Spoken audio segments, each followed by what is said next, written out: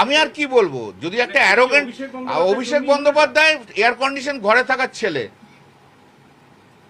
অভিষেক বন্দ্যোপাধ্যায় তো আর জানে না কত পরিশ্রম করতে কি করতে হয়, ও সবাইকে ধরে নিয়েছে ওরও ক্যামাক স্ট্রিটের এমপ্লয়ি। হবে না এসব, আমি পারবো না। আমিও সহ্য করতে করতে একটা সময়ের একটা ইয়ে এসে গেছি। 2022-এ আমি এই কথা বলেছি, আপনাদের সবাইকার কাছে সেই ভিডিও আছে, নতুন করে আমি কিছু বলছি না। আজকে এই বিপদের দিনে দাঁড়িয়ে আমি দিদির পাশে আছি। তাকে পর্যন্ত কিভাবে রেসপেক্ট করতে হয় সে জানে না। সে যদি না জানে আর তাকে জানতে হবে না, হতেই পারে। কিন্তু আমি তো সবসময় বলি যে আমি দিদির সঙ্গে আছি, সব কিছু আমি সহ্য করছি।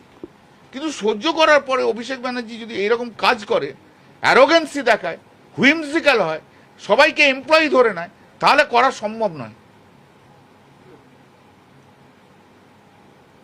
আর মমতা দিও বেছে নিক, কি করবে? অভিষেককে নিয়ে থাকবে, না আমার মতো যারা অভিষেকের প্রতি যারা ক্ষুব্ধ তাদের নিয়ে থাকবে? This is hard decision to take.